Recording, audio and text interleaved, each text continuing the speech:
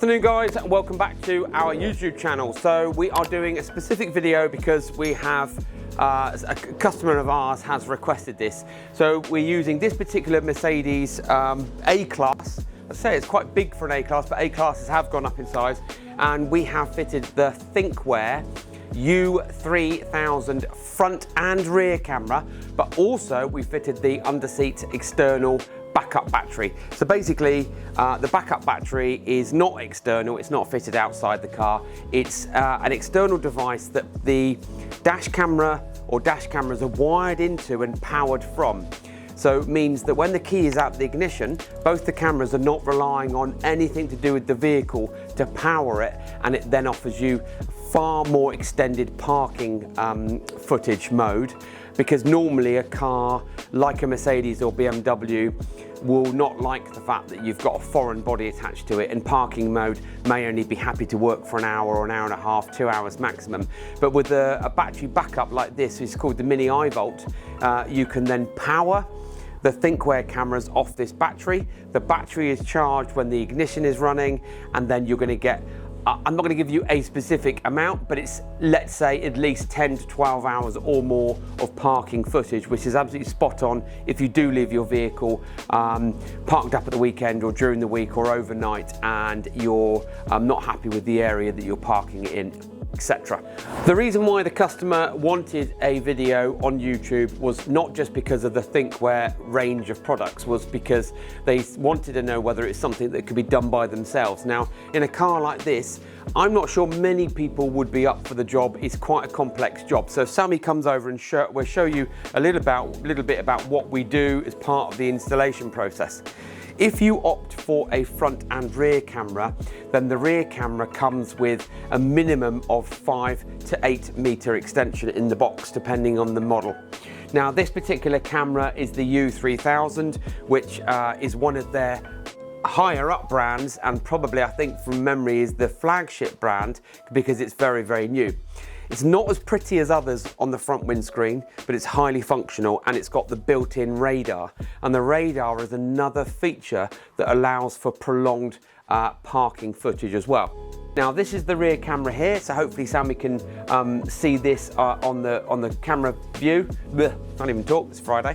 The cabling is then routed behind all of the original panels here, so all of this comes off. This is not just a case of trim tool in, stuff a cable in behind. It's all done professionally. That's why people come here.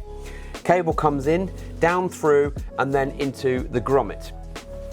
With a bit of silicone spray and a good old-fashioned coat hanger, we'll drop the cable in through into the grommet, and then that takes us into the car.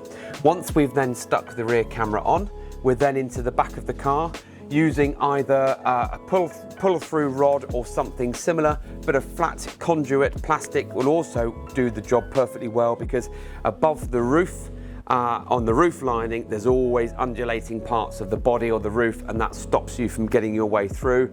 We'll take the cabling down to the front of the car, either near side or offside, so passenger side or driver side, A-pillar down through to then talk to the main camera on the front of the windscreen. Most modern vehicles these days have got lots going on. It used to be that you would have a simple rear view mirror, but now you've got a rear view mirror with cameras in, with sensors in, and other safety features. So the plastic around the rear view mirror is suddenly gone from being very tiny to much, much bigger, which means that when we fit a dash camera, we'll always stick it to the passenger side of the glass, but it means then that the lens is even more off center. But of course, in the view of the camera, when you are viewing footage, you then don't want to see the plastic housing. So either way, rear camera gets routed through to the front, connects up to the cabling for the front camera, and then from the front camera, an independent cable is then routed along the passenger side or driver side down the A-pillar, and would ordinarily then go to the fuse board to pick up a positive 12-volt permanent, an ignition key 12 volts, and then a ground. We'll always, where possible, connect to a chassis ground for a nice clean interference-free earth, might as well add that in. And then once we've done that, the system is set up with using a phone and an app, because all the modern dash cameras have got Bluetooth and Wi-Fi built in, and because this camera is very advanced with its 4K recording at the front, 2K at the back, super night vision, it's got the cloud connector software in it as well, so you've got speed cameras, lane departure warning, forward collision warning, speed cameras for mobile and GPS, and loads and loads of other features. We generally don't use all of those features. We just want to supply and fit it and use it as a dash camera so that it's just doing its job as it's supposed to be. Right, now we're going to jump to the front part of the installation and show you that all in. Right, sat in the front of this Mercedes, lovely looking new car. We haven't just specifically picked this Mercedes, it was just that this was a great opportunity because we were only fitting Thinkware products in this vehicle for a returning customer. Now at the beginning of the video I said that the U3000 along with the U1000 isn't particularly the nicest looking device because it's here and it's quite elongated on the windscreen, but again we're then battling with the whole plastic binnacle here of the rear view mirror casing, and that also doesn't help. So the camera's all in and working, and at the moment in a parking mode because the ignition key is out and switched off. Ordinarily we would then connect that to the vehicle's fuse board, and because we've connected it to the vehicle's fuse board, it's then powered on and off with the key and everything else. But this particular product is connected to the mini I-volt battery. Now we do fit Thinkware cameras on a very regular basis. I wouldn't say every day, but we do fit an awful lot of the Thinkware range. We only deal with Thinkware. We've been through all the others, not mentioning any names, and Thinkware are easily by far the best in terms of dealer support, customer support, reliability, warranty, functionality, and all the other impressive words. So the Thinkware range of cameras, this particular customer wanted this model because it is the best and has some really great features, whereas we'll also fit one of our very favourite models, which was the Q800, now the Q850, and those models fit really neatly to the front glass and they look refined, whereas as I said before, the U3000 is a slightly different beast. Now this customer has gone for the I-volt battery backup system, so this wiring is not connected to the fuse board in any way. It's connected directly to the hideaway battery that we've installed.